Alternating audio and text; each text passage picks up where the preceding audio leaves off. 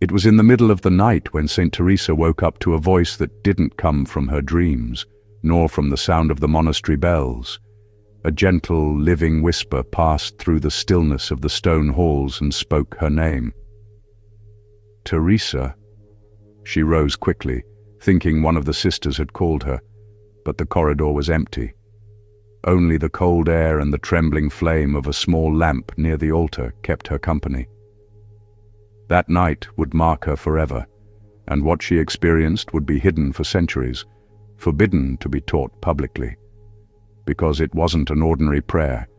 It was a prayer that made heaven respond, a prayer that opened a direct line between a human heart and the heart of God. But before we uncover that mystery, we need to remember who she was. Teresa was born in Ávila, Spain, in 1515. From a young age, she had a fierce mind and a passionate soul. She loved stories of knights and dreamed of adventure.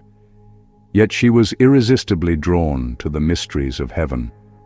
When she entered the convent, Teresa never imagined she would become one of the greatest mystics in the history of the Church. At first, her prayers were dry, mechanical, lifeless. She prayed for hours, but felt as if her words were falling into emptiness. Until one day, exhausted and desperate, she fell to her knees and whispered a single sentence that changed everything.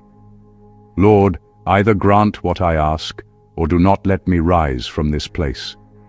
It was the first time she prayed with her whole soul, no masks, no rituals, no pretense, and from that moment, something began to happen.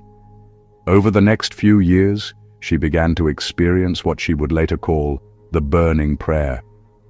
A living communion, a sacred presence that didn't come from the outside, but from within. She wrote, "It is as if God Himself breathes inside me." But few people know that Teresa described a very specific practice, a sequence of words and silences that she claimed provoked a direct response from heaven. And because of that, the Inquisition warned her. Certain revelations must remain hidden. The Church feared that ordinary people might misuse the spiritual power she had uncovered. Imagine, for a moment, a prayer so powerful that it seemed to pierce the veil between the visible and the invisible. Teresa wasn't seeking miracles. She was seeking intimacy, and it was precisely for that reason that the miracle came. She said that sometimes, when she prayed in this way, she would hear a voice saying things no one else could possibly know. Other times she heard nothing at all, just a silence filled with peace, as if God Himself were listening. But what was in this prayer?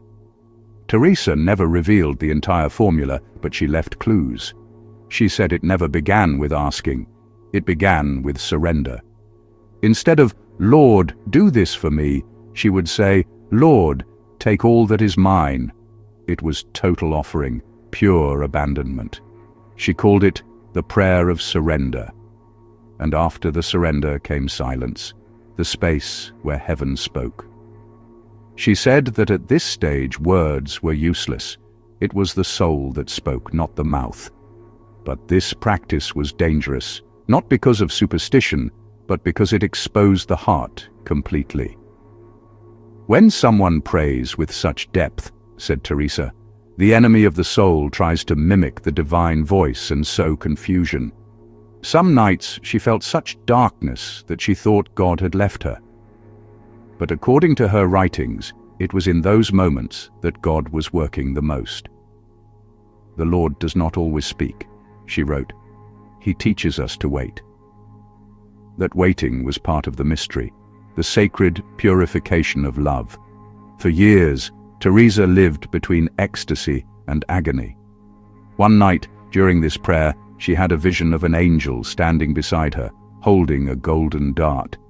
He pierced her heart with it, and she cried out from the pain, but also from an indescribable joy. Later she wrote, "It was not pain of the body but of the soul. God touched me and turned me into love." That vision would later inspire painters and sculptors, but the real experience was far beyond art. Teresa said that this moment was the answer to her forbidden prayer, the moment when heaven truly descended upon her. And why was it forbidden? Because she said this prayer could not be taken lightly. It was an invocation asking God to burn away everything impure, to tear out anything that was not His. Many souls, she warned, could not endure that fire. Those who ask the Lord to dwell within must be ready to be emptied of everything else, she wrote. The prayer did not bring immediate comfort, it brought transformation. And transformation hurts. That is why she warned her sisters, "Be careful what you ask of God, He listens." Her notes were studied by theologians for centuries.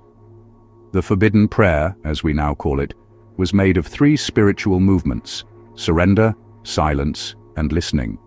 First, surrender everything without resistance. Second, silence the heart. Third, listen, not with ears, but with the soul. She said that in that listening, God does not speak in sound, but in presence. The soul feels what the body cannot describe. As the years went by, Teresa quietly taught her sisters this path. Some of them experienced the same phenomena: visions, deep peace, and even healing of the heart. It was as if each one had opened a window to heaven within her chest. When authorities heard about these experiences, they interrogated Teresa, accusing her of hysteria and pride. She answered with calm humility, "If it is of God, it will endure. If it is of me, it will fade." And it endured. The forbidden prayer survived in her hidden writings, in coded phrases and symbols only a few could understand. But its true secret is simple, and that is precisely its power. God does not ask for complicated formulas, He asks for a whole heart. The forbidden prayer, at its core, is total abandonment to divine will. Teresa said that when someone prays like this, the Holy Spirit Himself prays within that soul. And when that happens, the impossible begins to move. One of the last times she prayed this way, already ill and frail, something extraordinary happened. The entire convent was filled with a mysterious fragrance.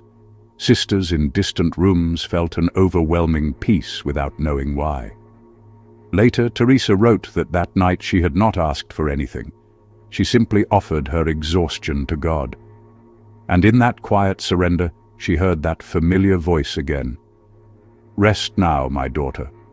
You are already in me." Centuries passed, but the force of that prayer never disappeared. Today, scholars call it the prayer of pure love, the highest form of spiritual union. And maybe it was forbidden for so long, because it removes all intermediaries. It erases the distance between human and divine. When a heart is fully open, heaven cannot remain silent. But what does this mean for you right now? Maybe you also pray and hear only silence. Maybe you think God doesn't listen. Teresa thought that too, and still she continued. Her life teaches us that God's silence is not absence, it's preparation. When He seems quiet, He is building space inside you for something greater. That waiting is not punishment, it's invitation. If you want to experience this prayer, you don't need ancient words or rituals. Just follow Teresa's path. Close your eyes, stop asking for a moment. Simply say, "Lord, take what is yours. I belong to you." Then stay still. Don't try to feel anything. Let time pass. The silence itself becomes the altar where God speaks. And when He does, and He will, it might not be with words, but with peace. You might notice that something inside you has quieted down. That fear you've been carrying feels lighter. That faith you thought was fading begins to breathe again. That's how heaven responds, not with thunder, but with presence. Teresa used to say, "Whoever has learned to love is already praying." And that is what this prayer teaches. The greatest power is not in what you say, it's in what you surrender. That's the hidden strength that moved the saints, healed the wounded, and kept faith alive through fire. It's a prayer that doesn't ask for miracles. It becomes the miracle itself. And if you're still here, maybe it's because, deep down, you feel that same call. Maybe there's something you need to give up. An old wound, a fear, a person, a dream that died. Offer it now. Close your eyes and say with Teresa, "Lord, take all that is mine." That single line carries the power of centuries of faith. Many doubt that such prayers still happen. But Pope Benedict XVI once said of Teresa, "Her mysticism is timeless because it rises from the real. God does not speak only to angels, he speaks to those who listen." So, listen. And if you want to live this same mystery, give yourself 1 minute of silence after this video. Maybe what you called absence is the beginning of his answer.